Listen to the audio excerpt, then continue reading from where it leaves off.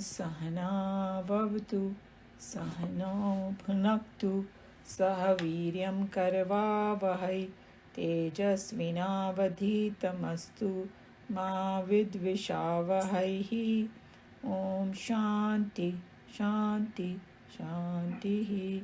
Hari Om Shri Gurubhyo Namaha. Hari Om. Vasudeva Sutam Devam Kamsa Chanuramardanam Devaki Paramanandam Krishnam Vande Jagadgurum. Krishnam Vande Jagadgurum. So we are going to be doing verse 24 of chapter 7 of Bhagavad Gita today. And just to connect to the previous one, verse 23, we talked about how when people worship the smaller devatas, then the result that comes is whatever they are capable of. And Krishna Bhagavan said that men of little intelligence are the one who do that. And the results are always finite. And he also said the worshippers of the Deva go to the Devas, but my devotees come to me. It means if you take that same effort that you do in worshipping the smaller Devata, if you go to the highest, then you will reach infinity. So that was the whole thing, and we discussed in detail. So keeping that in background, he always talks about in this whole chapter, why people don't surrender to the highest. So there's one more verse about that. So that's verse 24. Avyaktam vyaktimapannam manyante mama buddhayah param bhavam janantaha mamavyayam anuttamam. Mamavyayam anuttamam. That's the right. It's a tongue twister for me. Okay.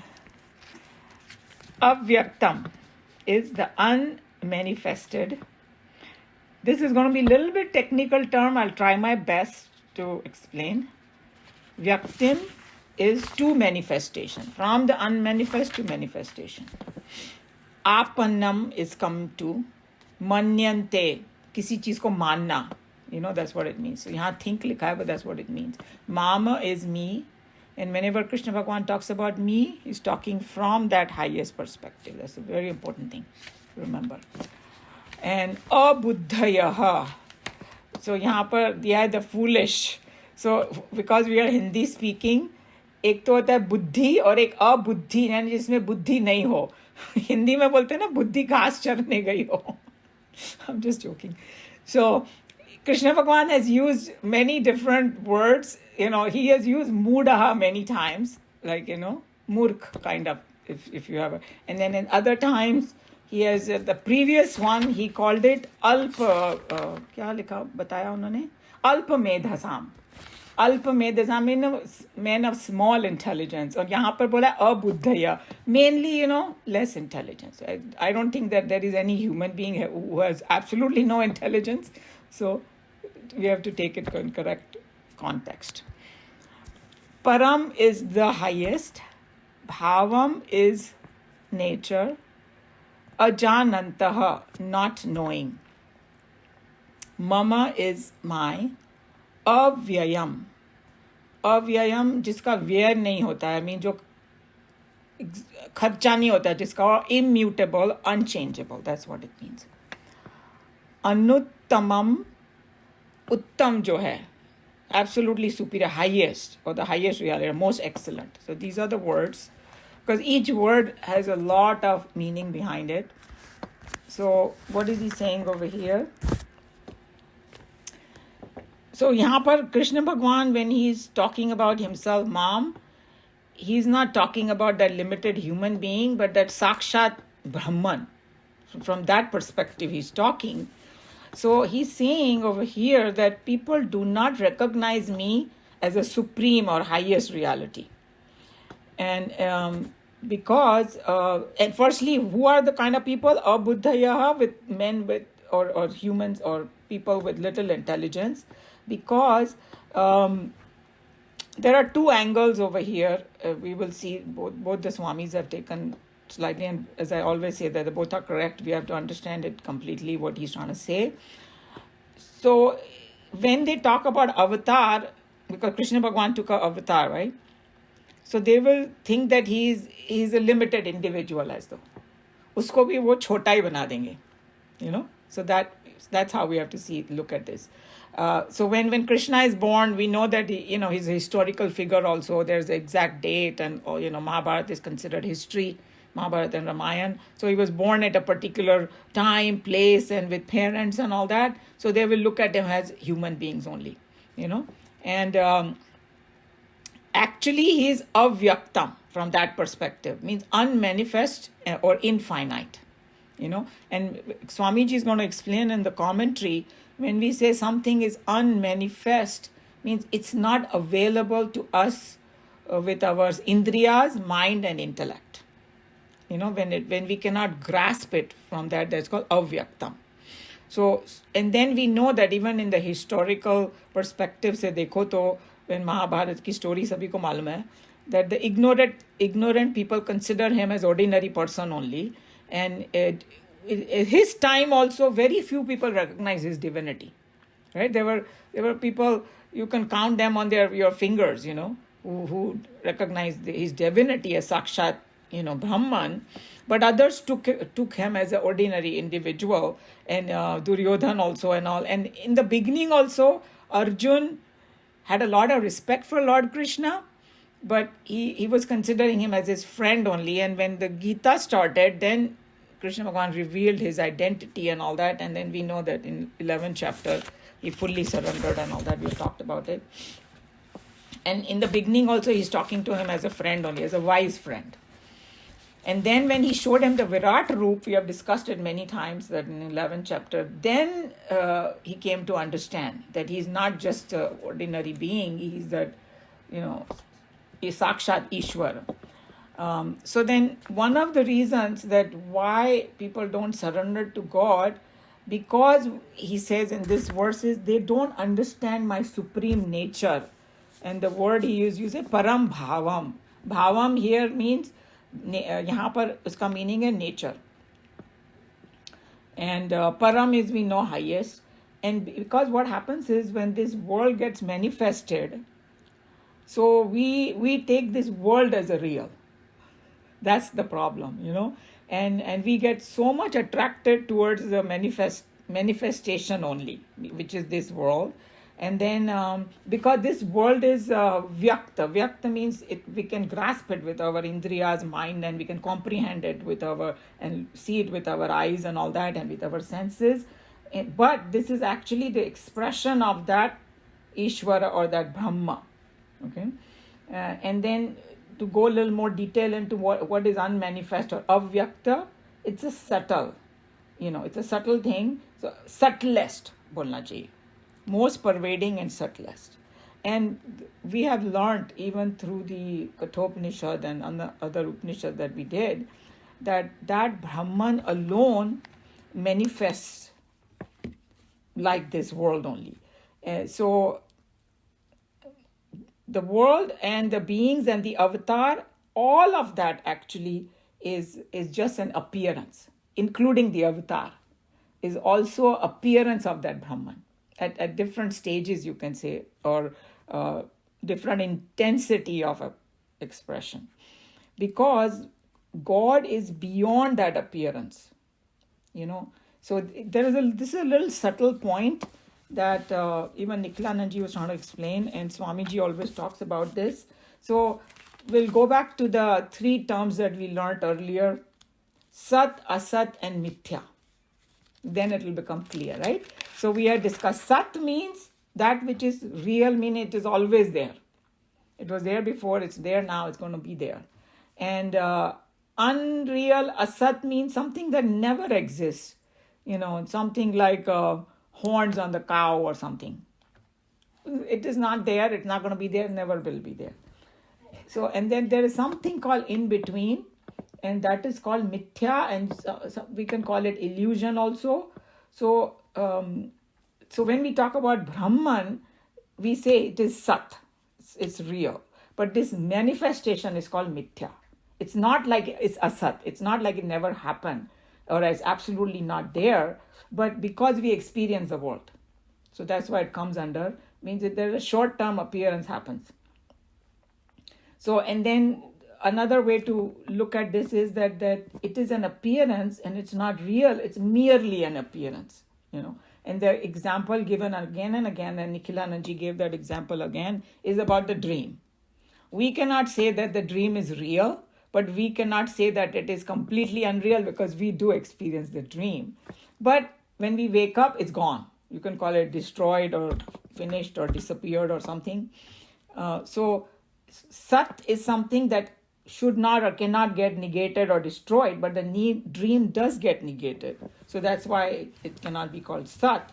So that's how you have to look at this illusion aspect of it. And then when we did the Mandukya Upanishad, if you remember, they had put the waking and the dream world in one category. We don't look at it that way, but they explained to them that why, because they did all the scientific analysis that why it is the same. I can't go into it, but whoever did that, remember that. So while dreaming, we experience everything. So that's why it is mithya. It's not totally unreal, not totally real, and somewhere in between. So what happens is that he was just saying, Nikhilananji was saying that some people don't like this word illusion. So how can you say the world is an illusion? But once we understand the definition, why they are saying, then we kind of grasp it. And then, so how does it happen? He's going to explain further in the next verse also, that with the power of Maya. So with this combination of para and apara prakriti that we learned earlier part, right? With the combination of this para and apara prakriti these are the powers of that Brahman. So the world becomes manifested, and the one point that he's trying to make over here is that it's not that Brahman has become the world, because in Advaita Vedanta, nothing happens to the Brahman. Okay? So what is it? It is more like a, mirage. That's the best example. Or I think in Hindi it's called Mriga Trishna, because the deer thinks that there is water and he keeps running after it, right? That's how this world is. So it is an appearance. So the entire cosmos is like that. That's why he said it's not like that God has manifested. You see there's a subtle point we have to remember over here. If I take an example of the waves and ocean, waves just appearing over there. It's part of the ocean only, but it's not like the ocean has changed or something. It's the same way. No perfect example, but we just try to comprehend it by, churning in our head. So think about it. If that is true, then avatar also is an appearance for a purpose. Okay? So, a lot of Swamis, they will say that we are also like something like avatar only. Except that there is this little distinction between avatar and us, because avatar is supposed to remember everything, and they are so much connected with that they are like, it's a Ishwar only. Whereas us, we're complete forgetfulness, everything, The moment we are born, we don't even remember anything. First 2 years of life, I heard that you don't remember anything. So that's the difference. But including avatar and us, all appearance. So then, why does this problem happen with us? Because what happens is when we look at the world and we start interacting with it, we start slowly thinking it's real. Slowly, I think beginning say we have this ignorance, And then more and more we get sucked into it, the more and more get attracted and attached to it. Because attachment is the biggest problem that we have. And so main reason is actually attachment. why we don't want to even think that this is not real, because we're so attached to it. And then there's a very famous example in Vedanta about, because we all live here in San Diego, ocean is there, that if you go, there is some kind of a shell, and when the sun is shining, the shell looks like as though it's silver. So there is an example where this person goes and looks at the shell. Oh, wow, silver. So he puts it in his pocket, very, very happy. He got something valuable. And then later on, he takes it out when the sun is not shining. And oh, gosh, this is not silver. So he just throws this away, So something like that. So he's just saying, similarly in this world with all our experience and the people around us and in ups and downs, happiness, sorrow, and the multitude of lokas and all that, this is all an appearance. And we start thinking it's real, and there's nothing bad about it. That's what he was saying, Nikhilanandji. It's just most fascinating if you think about it. That just like we see these movies or something these days, the cameras are so good that sometimes when we see in this high definition TV, some country they show and you say, hey, this is even better than I'm going over there, because, it looks so real with a big screen and all that, we know how it feels. It's most fascinating.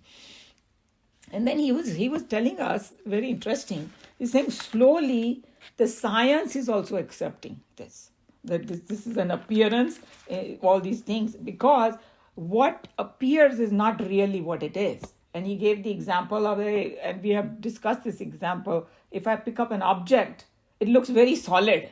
I call it solid object. But from the scientific perspective, there's nothing solid about it, right? In each atom, there is so much activity going on, and it's just vibration of the electrons and all that. So science is also accepting that it's an appearance. So the divine power of Maya that makes it look like that to us. So this happens because he called it, because abuddhaya, but the way we have to understand this abuddhaya is that because we don't know. It's not knowing that, not using that whatever intellect is given to us, we just constantly use it in the world. We don't use it to ask, hey, who am I? That's the problem. So not knowing. So he was just saying this not knowingness, he called it, is within us when we are kind of born. And because of that, we get attracted and we think that it is, we look at it as real. So he's saying that sometimes, even when we talk about God and we talk about his powers, we think in a limited term only, that he's, just like I said, that as though it's particular place. And he's talking more about when we worship all the idols and all that. If we, like Swamiji used to say, the murtis or the idols, you have to go the ideal behind the idol. Don't get stuck on the idol itself. Because, then we start, if we just get stuck on the idol, then we will limit it, So here he says that very clearly in this verse that I am beyond these forms, okay? Beyond the manifestation. And ignorant people are the one who thinks that, oh, I have taken a form. See the subtle point? And why it happens? Because not knowing my param bhavam, not recognizing my divine and supreme nature. So he's saying that, maybe I did this, 1 second, there are some other important point. So why does it happen to me? Because of my misunderstanding, and the lack of proper discrimination, jisko vivek bolte hain. That's why this happens. So I have to increase my vivek buddhi. And that's why I failed to surrender to this highest. And so he was just saying that, you must have heard of Ramana Maharishi, right? He just brought that because his main thing was how to reach that highest was a very simple thing. Technique, he said, ask, who am I? And then keep going deeper and deeper. If you keep asking yourself, who am I? And do that inquiry in a very sincere manner, you will reach to your own self, that highest self. So in simple words, the reason we take this illusory world as real because the world and the problems, we just get so connected with it heavily that we fail to surrender. Okay? And then he was saying one important point too. He's saying that even when we talk about surrender, no, I do surrender to Bhagwan. Some people might think that way, but actually what we are doing over there is we are just praying to him to solve our problems. We can relate to that. Anytime we are in trouble, we start, praying and all that and say, oh yeah, I do surrender. I go do and bow down. But what are we doing over here? We are not asking for transcending this world, our problems. We are saying, please, please solve my problem, requesting him to solve my problem, my issues, so that I can continue with the sansar. Think about it. That's what I'm asking, right? Solve these problems so I can continue happily here only in this world. So I thought that was a very nice, subtle point that he brought. Okay. And so what is the basic problem? So he's saying that he already said it in the previous verse, that not knowing who God is. That is the basic problem. That's why this whole chapter 7 has already started, and it's going to be another 5 chapters. Hey, who God is. And only a Gyanvan will surrender. And that's why when Arjun got a complete knowledge after chapter 11, that's when the surrender was spontaneous. Nobody needed to tell him, hey, please surrender to this is God. Oh, he started surrendering. And when we come to that, you will see that uska bhav ekdam change ho gaya. Because his selfishness completely disappeared.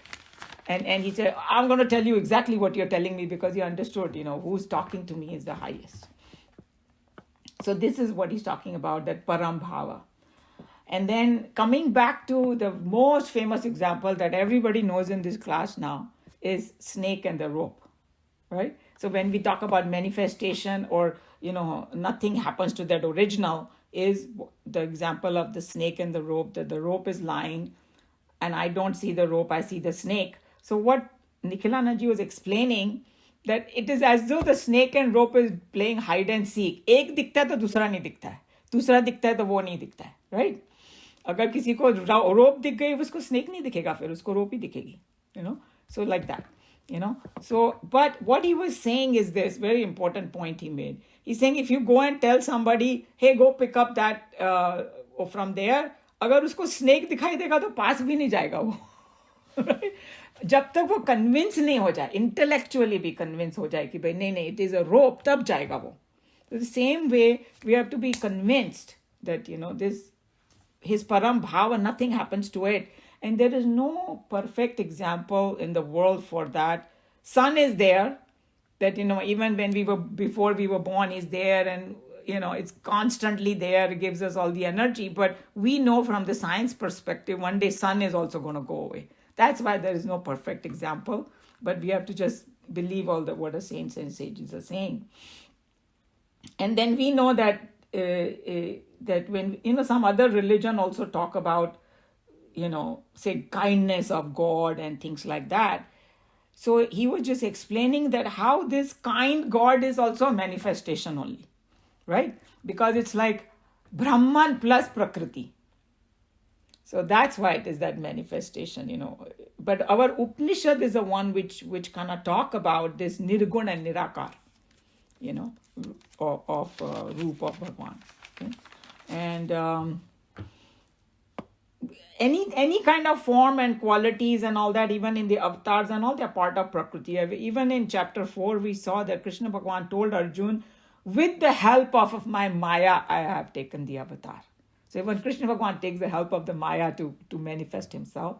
So it is always Brahman plus Prakriti. That's why it is a manifestation. So just remember that is together. And then he gave another very good example just to understand this point. He said that suppose if I turn the bulb on, light on over here, so I might just say, oh, the electricity is very bright, but actually it's not the electricity, it's the bulb that is bright. So that's how it is, that once the electricity itself doesn't have all those qualities, but when it's connected to the equipments, then where the heat, sound, light bulb and all these come, that's how this manifestation happens. with the help of the Maya or the Prakriti. So this is the conclusion that not knowing the Param Bhava, the less intelligent people do not surrender to me. And the last part he says is that I am avyayam, immutable, changeless. And then we saw that there is a shloka that all of us are familiar with, Purnamada Purnamidam Purnat Purnamud. That's what is right over here. That in that particular original purest form of Brahman, no change ever happens. That's called the immutable and avyaya, and to remember that we have that factor in us. That's where the problem is, that self in us is the same, which is changeless, that self. And then if we go back to chapter 2, Krishna Bhagavan already had many beautiful verses where he explained that this Atma, he called it. In English, we call it self. In Hindi, we call it Atma. It's immutable, changeless, deathless, cannot be destroyed by anything. So, all that is the same that when he's talking about avyayam. And not understanding this param nature, this is what happens, that, don't surrender and all. So, in the next verse, he's going to talk about that, again, he's going to tell about Maya and why this happens. The whole chapter, he's trying to give different reasons as why we, in spite of knowing also, we don't fully surrender. Because we don't fully believe it or something. Somewhere we have some doubts in our head. Maybe. That's why. So this is this verse. Before we read, any question or comment? There's a little point that I didn't understand, and I wanted to ask you, was about avatar. When Lord Krishna or Lord Rama came, it wasn't because of the vastness. We come here because of our vastness, ignorance. Yeah. They came for a certain purpose, a reason, right? Right. But so how can we say in the last paragraph when they talk about that you are like one of them? How can we say that? Because we came with a different reason in this world. So that's why I mentioned that even though they're just trying to explain, hey, firstly, one point is anytime there is a manifestation, it could be avatar or non-avatar. All of that is manifestation, right? Yes. That you agree. Yes. But your question is, yes, avatar is different from us. And Krishna Bhagavan already explained, and he's going to, even in this chapter, he's going to say that I know past, present, and future, but you don't, right? Ignorance. I'm sorry? Right? Because of our ignorance. Yes. We don't. Right. So we know that as people reach that highest state, because there's going to be one verse that is coming, I don't know exactly in which chapter it is, where Krishna Bhagavan is going to explain the different levels of manifestation. And he has given different names of it. And once you reach the highest, then you become all-knowing. Okay.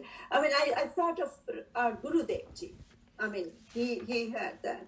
But it is different than having an avatar. Avatar is different than what Gurudev Ji. True. So avatar, usme kya, that's a very good point. And we used to discuss in our class also when I was in the study group in Houston, that what is the difference between avatar and Gurudev and all that? Realized person. So Gurudev was born as ignorant in a sense, and he had a journey and he reached that state. Whereas avatar, from the day one, he is like omniscient, omnipresent. And if you see the stories also of Mahabharata and Ramayana, it seems that Bhagwan appeared to Devaki and said, I'm coming as your son. And then he reminded her that, hey, you had taken kind of a boon in the previous life that you wanted, Bhagwan to become your son. And she requests him, make me forget, because otherwise I will not be able to treat you like a baby. So then he makes her forget. Maya se bhula diya ki kaun hai. And then the whole thing is there that when other people used to come and tell Yashoda, "Oh, your son is divine and all that," say, please leave him alone. Don't harass him. He's just a baby. Because she wanted that Vatsalya bhava and all that. So what you are saying is right, that avatar means from the day one they know. And when we talk about all these saints and sages, they had a journey. They got over their ignorance in this lifetime. They become Jivan Mukta in this lifetime. So true. So technically it is not identical, but the only point that is true is that it still comes under Vyakta, means perceivable by our senses, mind and intellect. Their form. Yeah.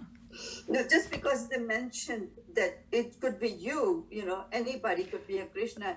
And therefore I said, they came with a different purpose. I could see the difference. Yes, so that is a good point. There is a difference. Sure. Yes.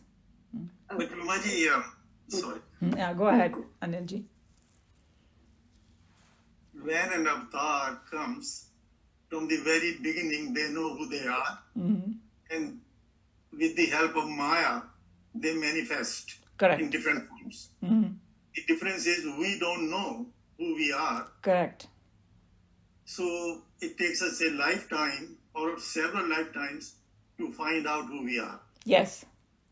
So true. Yeah, all of whatever you're saying, that fits. Yes. I mean, that's... I had a comment. Yeah. That I thought Krishna was not avatar. Krishna was God himself. Because he's connected to that much, but it's something like Ram Bhagwan. Okay. Ram Bhagwan is also Puran Avatari bolte hai. Krishna Bhagwan ko bolte 16 kalaon ka, means it's like even higher than that, you can say. But Ramchandra ji at many points chose to act just like a human. He very rarely did lot of miracles or anything like that. Even I heard that वो जो पूरी कहानी है ना कि उन्होंने वो अहिल्या को का पाँव से छुआ और वो पत्थर से वो बन गई. In Valmiki Ramayana, it's not like that. Because they were doing Valmiki Ramayana in Chinmaya Mission. That's why I know. I'm very curious to read it because there they said कि उसको श्राप मिला और वो just बस disappear हो गई. They didn't say कि पत्थर बन गई and all that. And basically the idea was that Ram revived her to come back to the society. She just became like a, जैसे खोस ही गई वो, nobody cared about her kind of thing. And he brought her back to the society. So that's how. And when we are talking about Krishna Bhagwan, in Bhagavad Gita, when he's talking, he's completely in tune with that Brahman. That's why he's talking like a Brahman. Right. But many other places, even Krishna Bhagwan ko kabhi chot lagi, kabhi ye hua, kabhi wo hua, like we have all the stories, right? That unko chot lag gayi, then Draupadi ne patti bandi hai, vagara vagara. So he's still acting like a human in many places, But he has all the powers, he knows. So, and even saints and sages, once they get self-realized, they acquire a lot of power, but they don't use it many times. They don't flaunt it, they don't use it, they don't want to use it because they don't want to interfere, बस जैसे बोलते हैं ना सिद्धि प्राप्त होती है ऐसे and some people don't even reach the highest and start getting the siddhis, and siddhi you can even sorry. So like you were saying that the whole concept is that we are part of that Brahman, right? That self is part of that Brahman, but we don't know it. Yeah, we don't know it, and that's why we just keep thinking, and it's a Maya. Maya is doing exactly opposite of who we are. We are eternal. We are bliss, and we feel so dukhi, right? And then we are eternal, and we think, oh my God, I'm going to die. मेरा क्या होगा? अभी तो मैं मरने वाली हूँ, वगैरह वगैरह जो भी हमारी feelings आती है. So it's saying, Krishna Bhagwan already explained here, okay, why are you scared? It's like changing your clothes. Are you scared of changing your clothes? So why are you afraid of dying? It's just taking another body. But we think we are the body, so we don't want to get rid of it. उसको patch up करते जाओ जब तक होते हैं, whatever, whichever way you want to look at it. So it's a deep subject. It's kind of difficult to grasp, but there are many aspects of it.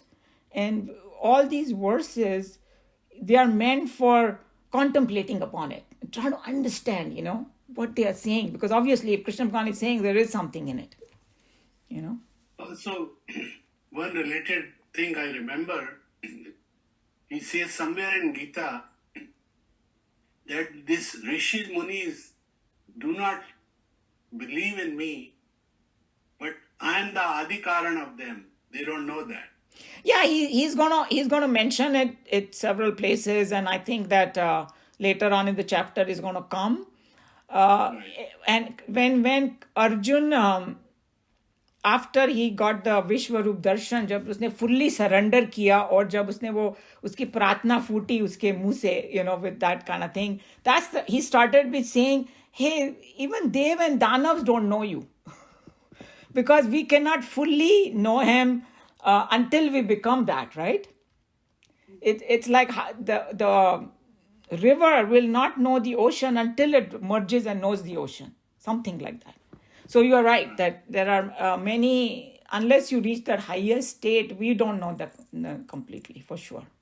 We are just having Shraddha in the words of Lord Krishna and other saints and sages and intellectually trying to grasp it. What they're saying. That's about it. That's what we are doing right now over here. But जो fully merge हो जाता है उसी को मालूम है. तभी बोलते ना कि it's like when they completely merge, they can never explain fully what it is to us. They just make an attempt to tell us. Yeah.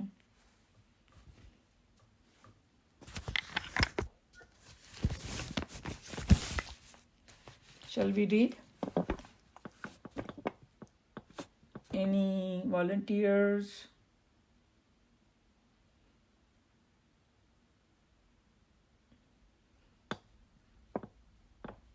Meena ji, you want to read then?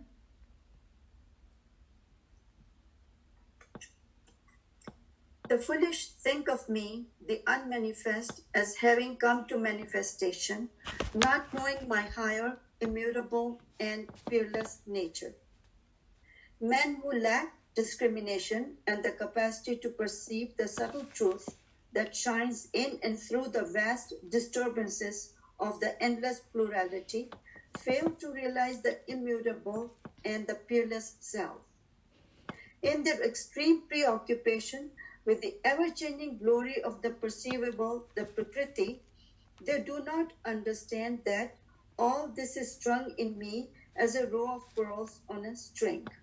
So yeah, he's going back to the previous verses, because without that string, you will not have a mala. So without that Brahman, you're not going to have the world. That's what he's talking about. And then but there is one aspect of Brahma जिसमें कोई change नहीं होता. And I think the best example is, worldly example that will immediately click to everybody, is seeing a movie on a screen. The screen never changes, is always the same, and उस पे कुछ भी हो जाए movie. का एक disaster blast हो जाए न्यूक्लियर मूवी में, या कोई फ्लड आ जाए, कुछ, nothing is going to happen to this. That's how it is. I love that example. Even for children, they immediately connect to that example. This fundamental reality, that is the beam of brilliance in which, like dust particles, the universes dance about, is in fact termed as the unmanifest. This term is to be understood in all its philosophical implications.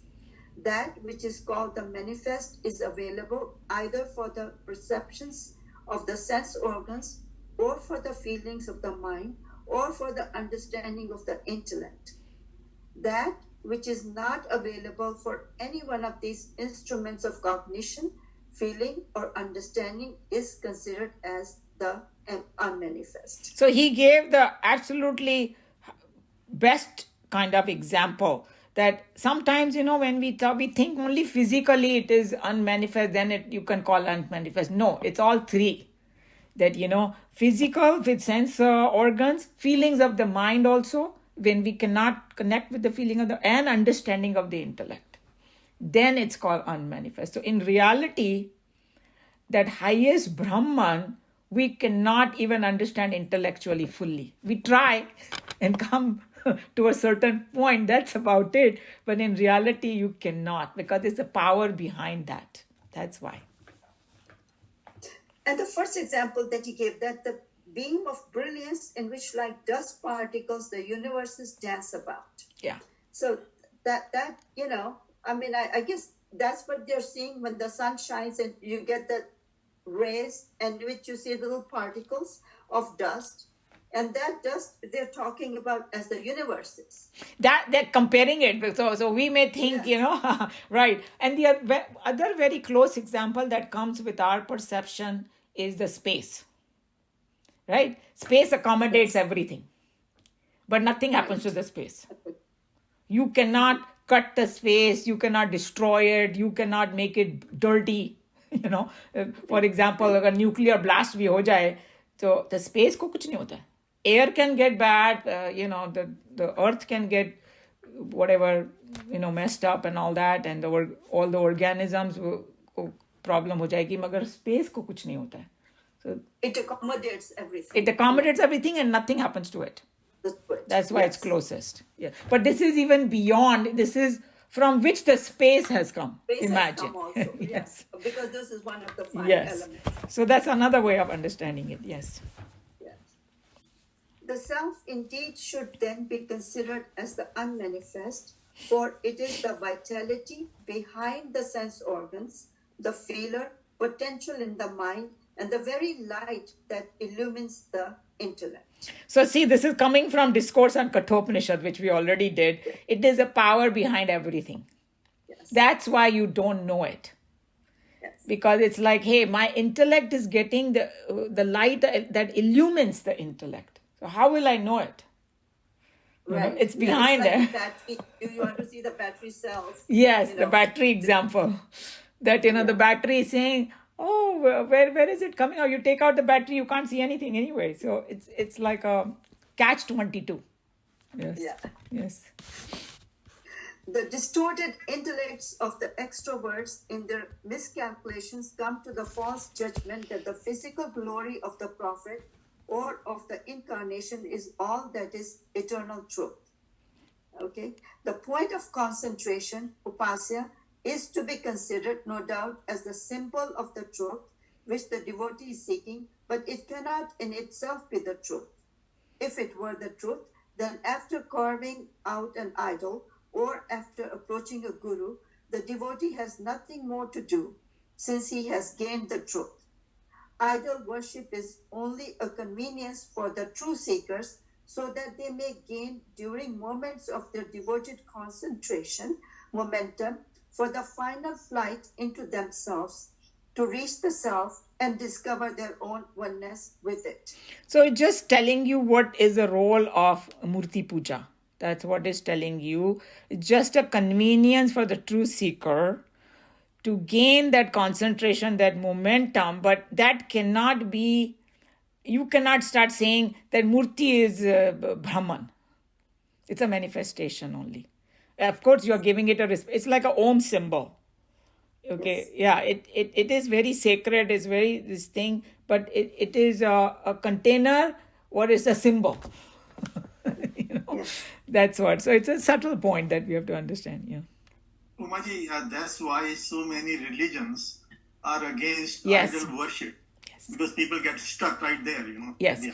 So, but the beauty of our Vedanta is that it is telling you to use it as a tool. And these so-called religions which are against it, they also use a symbol very happily. उनका भी तो symbol है कि नहीं, वो cross, बाप रे, उसका तो इयरिंग वियरिंग पूरा गले में लटकाएंगे, सब कुछ करेंगे, वो सिंबल हो गया कि नहीं? सो वो लोग बोलते हैं कि मूर्ति पूजा मत कर, वो भी एक तरह की मूर्ति है. And then in the I don't know too much about Christianity, but उनके भी अलग अलग सेक्ट हैं, और इट सीम्स दैट किसी चर्च में कुछ नहीं होता है, खाली एक ऑल्टर होता है, बाकी में मूर्तियां भी होती हैं. दे हैव जीसस की मूर्ति एंड मैरी की मूर्ति वगैरह वगैरह. और आप बुद्धिज्म को देखो, बुद्धा वाज तो एकदम, he only meditated and he showed how to meditate and reach the highest and all those things. कितनी मूर्तियां बनाए. If you go to Thailand, it is like Murthy land. So many millions of murtis of so a human mind cannot get away from it, the symbols. That's what it is, and that's why they made these symbols, but what they are trying to tell you again and again, and in Swamiji's other 2 paragraphs, we're going to explain, please, for God's sake, don't get stuck on the symbol. And just don't think that this is the end of it, Yeah, if mandir banana hai, so it is a means to get to the highest. You cannot have mandir banana as a means. Cannot be. That's what it is. जो आपने पहले कहा ना, that makes a lot of sense. To go for the ideal behind the ideal. Yes, I think that those are Swamiji's words, that go for the ideal behind the idol. Yes, yes. Vyasa as the father of present form worship, through his immortal works, the Puranas, had perhaps in his infinite wisdom felt that in the long run, the intellectually idle devotees, in their mad emotionalism, might come to mistake the means for the end. In order to remove this danger, the great saint is making the Lord himself declare here that the foolish regard me, the unmanifested, as having come to manifestation. So that's what he's trying to say when he said the foolish regard me. One of the meaning is that they just get stuck on these idol worship so much, and with that emotionalism and all that. And there is one drishtant is that this one mother was missing her son, and so she kept a picture of her son. And, and when she would cook, say, oh, I'm missing you. And, maybe offering to, I don't know, say, symbolically, she was trying to feed him. And the real son comes at the door and she's still so feeding the picture. And he said, hey, I'm here. Hello.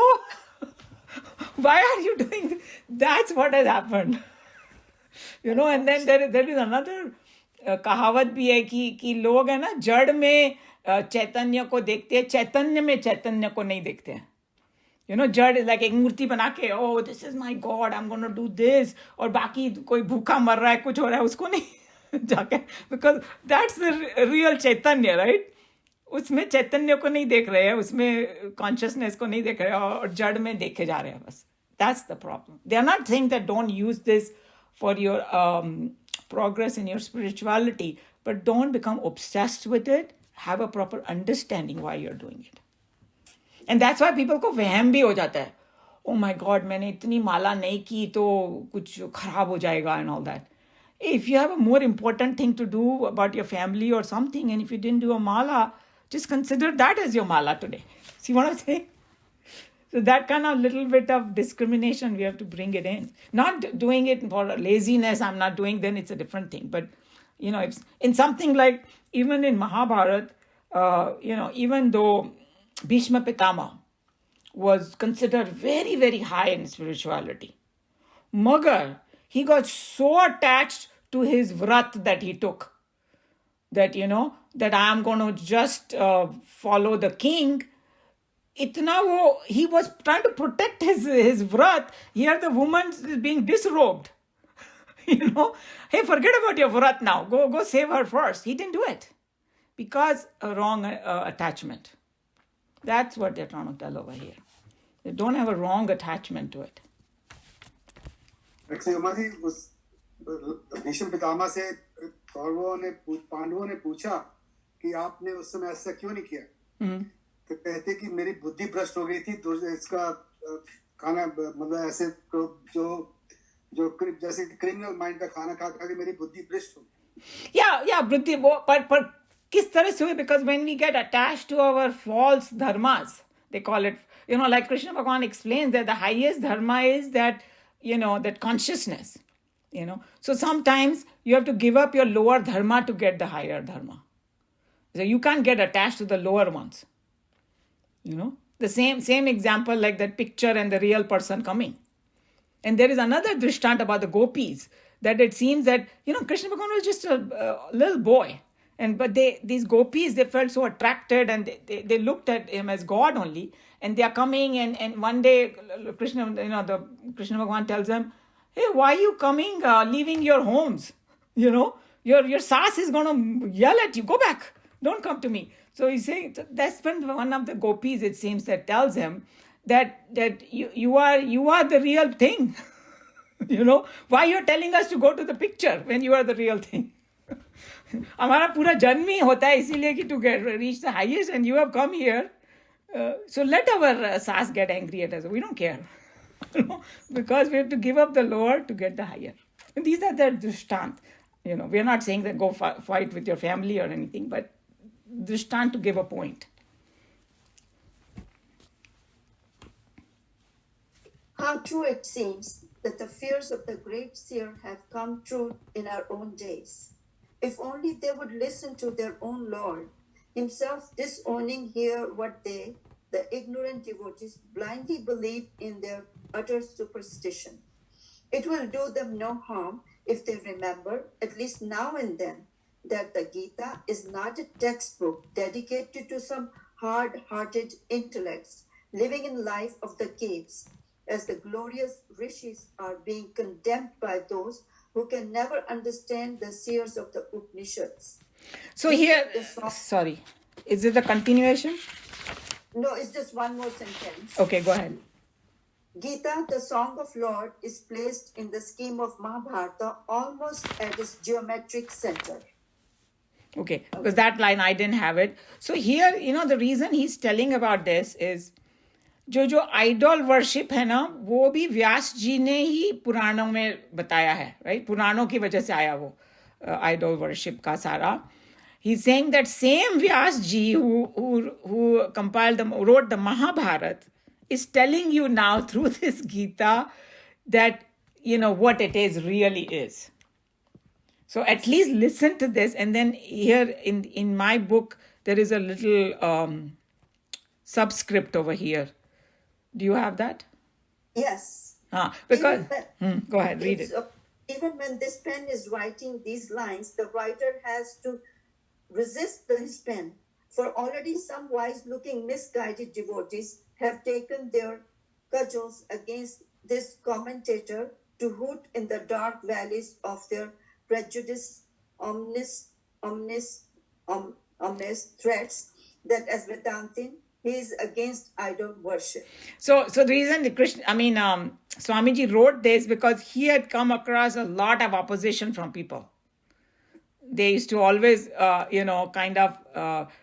to disrespect him and, whatever, fight with him and all that. But he's saying that just by me writing this, there were people who were saying that he's against idol worship, this, that. He's not against idol worship, but he wants to teach us the right context of idol worship. That's all it is. It's just a tool for several other tools. It is one of the tools. It cannot be the only tool. There are people who don't do any idol worship and they can still reach the highest. और ना मन में अपनी मूर्ति बना सकते हैं. And there is a whole Shiv मानस पूजा करके एक है कि you don't even need any kind of material and all that and all. You can do manas puja. So there are so many different methods. So idol worship is one of the methods, but don't take it as a final thing.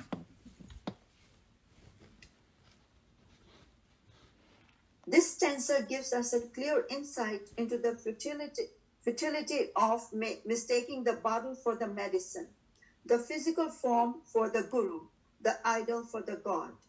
All white wood is not the fragrant sandalwood. Any bright light high up in the sky, however resplendent it might be, is not the sun. Some men of incomparable foolishness may come to declare that the light from a tower is the sun, but no wise man of the town will accept it. The idea of divine incarnation is accepted in Hinduism, and according to its theory, everyone is an incarnation to a degree. The same truth pervades all and is in each. It expresses through enveloping layers of the mind and intellect. The clearer the mind and the purer the intellect, the greater is the effulgence of the divine that beams out of that given equipment. So here is your answer too. There's no that what does it say? The idea of divine incarnation is accepted in Hinduism, and according to his theory, everyone is an incarnation to a degree. Agreed. Right? Yeah. So he's just saying that, and then the example that how much of that Brahman is expressing through you, and we're going to come across that verse where it, jitna jada clear hoega glass, utna wo light jada aayegi, and if it's a completely transparent, then the whole sun is shining 100%. That's why we consider them God upon earth. But in reality, Yeah. But Yeah. it was just like I was trying to compare Gurudev Ji, not us, but Gurudev Ji and then Krishna and Rama. And I said, this is still different. yeah, there is a difference, and I think that at one point when we were discussing about the same topic, we get more inspired by the saints and sages and their biographies because they go through the same struggle like us.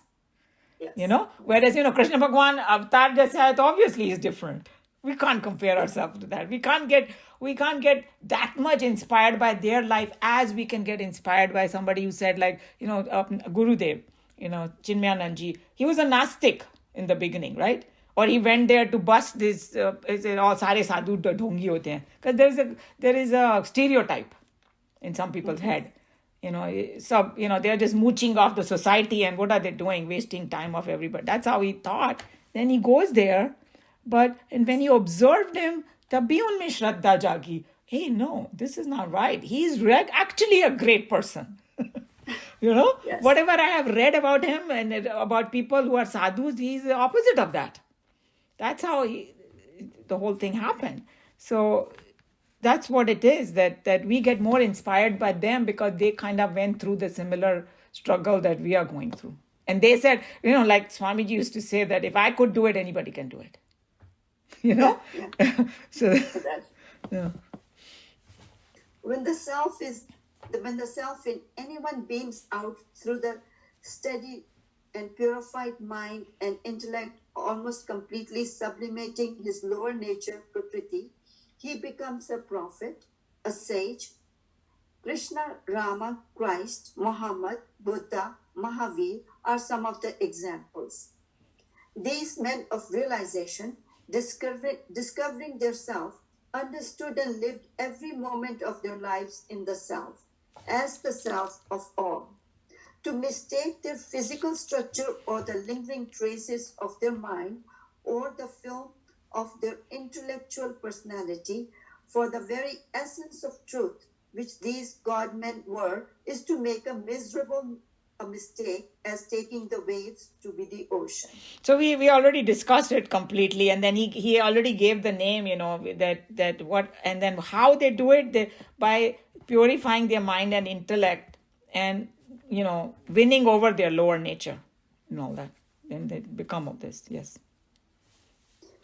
Naturally, therefore, Krishna uses here a severe term for such deluded men of superstitious false understanding as unintelligent fools, abudhaya.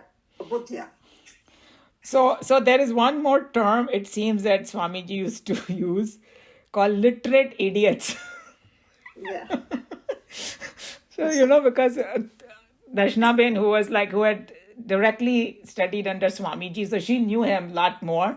And then she would tell that sometimes he would call, because, there were the whole generation which kind of mocked at the Vedanta and all that. And, I'm convent educated, something, and they, whatever, so they call them literal idiots because they were just discarding it, whatever the good part was. And it was not really their fault. Because even when we were growing up and I didn't know anything about Vedanta, nobody told me, Yes, so did we. Yeah. Yeah. In some families, they read Bhagavad Gita, this and all from childhood. But in our family, it was more like, you can recite the shlokas and all, but nobody was telling me the meaning of it. Until I came to Chandra Mission. That's where I learned everything. So we were like given only shell was given to us. उसके अंदर क्या है? Start off with, so then you get into it. Yes. And obviously, even if somebody is given a shell, बोलते हैं ना कि one day you will get curious कि उसमें है क्या, है कि नहीं? Exactly. So अगर वो shell भी नहीं मिलेगा, we won't even know. We won't even Yeah, so go. brilliant many other ways in many other fields, Yeah. but yet not know this. And that's what, Gurudev Ji is talking about. Right. Okay, there's one line to the next verse, which is what causes this prevalent ignorance of the true nature is explained in the following. And that's the next line to follow for the next one. Yes. So he's going to talk a little more about the Maya because, Yes. that's what causes it. So how to get over the Maya and all that. So, Umaji, Swamiji never said that I'm God, right? Like No, there are nobody other- says. In fact, he used to joke that if somebody starts saying I'm a god, run away from them. Because it's like the ocean doesn't need to brag I'm the ocean, right? So people will know it. Why do you have to say it? And even in Krishna Bhagwan did not go on declaring to the whole world, I'm God. And in fact, he used to always act like a regular person. It's when the context came. Here in Bhagavad Gita, he revealed himself. और फिर भी जो उन्होंने श्लोक बोला कि उसमें भी शायद अर्जुन को पूरी तरह कन्विंस नहीं होता, इसलिए उसने पूरा सरेंडर नहीं किया था, बट जब उसको खुद एक्सपीरियंस हुआ, उसने एक्चुअली वो ही demanded that experience from Krishna Bhagwan, and Krishna भगवान obliged, by then कृष्ण भगवान thought now he's prepared, because unprepared mind को भी वो experience नहीं दिया जा सकता. And our teacher used to say it's like, taking a bulb that can only handle certain amount of voltage, and उसके अंदर तुम डाल दो इतना सारा voltage, वो तो burst होके चला जाएगा. Won't be able to handle it. So first we have to prepare our mind to handle that highest truth. And so that's why they say, it's the only grace of that Brahman that we can realize him, because the Brahman will know when we are ready. So all we can do is keep preparing, keep, purifying our mind. That's only in our hand. We cannot demand that I need this today. No.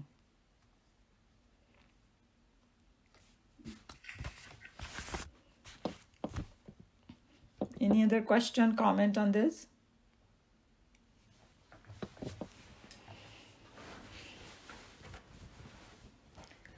Okay, you can close Bhagavad Gita.